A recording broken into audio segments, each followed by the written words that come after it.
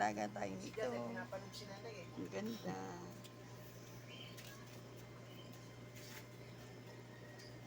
Mga idol. Mailagay sa ano. Glowfish, mga idol. Oo, mga idol, manguhuli siya ng, ng glowfish. Kasama namin sa aming alaga. Kaya cute ko. Dito na kayo bumili. Ayun. Sa Monday ng ganyan. Walang Hindi makahuli, hindi makahuli. kasawang glowfish, mga idol. Sabay ganun eh. Ayan. Bali, babagtag po nung Higayan mo siya. Okay rin. matakay na po. Oo. Meron pang iba. Ang ganda. Oh. Sana all may glow. No? Mga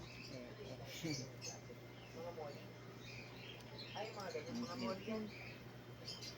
Ayaw naman magpahuli. Yung mga mas malaking net si...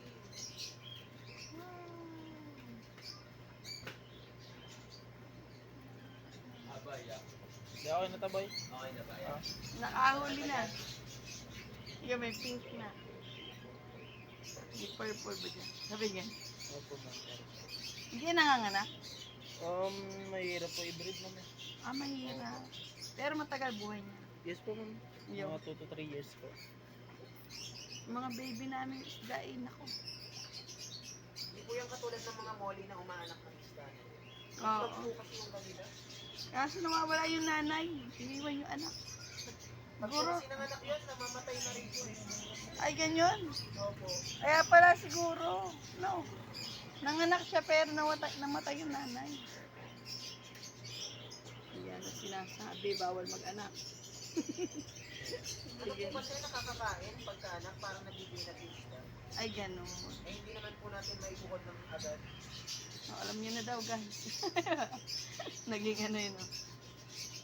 Ito po yung mga isda na gagala sa loob. Ang cute nila. Namiliin. Lagi kaming